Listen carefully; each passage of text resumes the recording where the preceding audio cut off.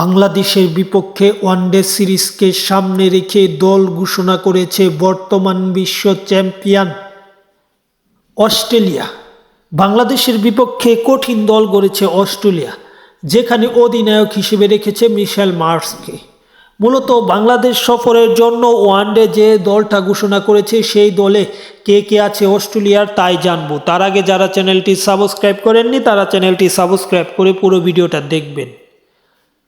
অস্ট্রেলিয়ার স্কোয়াডে মূলত অধিনায়ক হিসেবে আছে মিশেল মার্শ, আছে জেভিয়ার বার্কলে, আছে অ্যালেক্স ক্যারি, কুপার কনুলি, বেন ডোয়াররয়েস, আছে নাথান এলিস, ক্যামেরন গ্রিনও আছে এই দলটাতে, আছে Travis head, Jos English, Methu কুন নেমান, আছে মার্নাস লাবুসেন, আছে মেথু রেনস, আছে তানবীর সাংহা, লিয়াম স্কট এবং সবচেয়ে অভিজ্ঞ এবং স্প্রিং এটাকে সবচেয়ে ভয়ঙ্কর নাম, যারা বাংলাদেশের জন্য ভয়ঙ্কর হবে, কেননা লেগ স্প্রিং বাংলাদেশের জন্য বরাবরই ভয়ঙ্কর। সেই ভয়ঙ্কর বোলারও আছে এই দলটাতে, তিনি হলেন অ্যাডাম জাম্পা।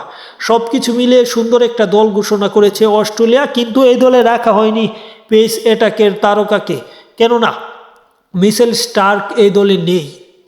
মিশেল স্টার্ক শুধু না, তাদের বড় বড় পেসার, 3 বড় পেসারকে সারাই মূলত তারা এই দলটা সাজিয়েছে এবং এই দলটা বাংলাদেশকে হারানোর সামর্থ্য রাখে এমনটা ভেবেই তারা এই স্কোয়াডটা দিয়েছে এবং টি-20-র জন্য স্কোয়াড ঘোষণা করেছে, পাশাপাশি পাকিস্তান সিরিজের জন্য দল ঘোষণা করেছে অস্ট্রেলিয়া।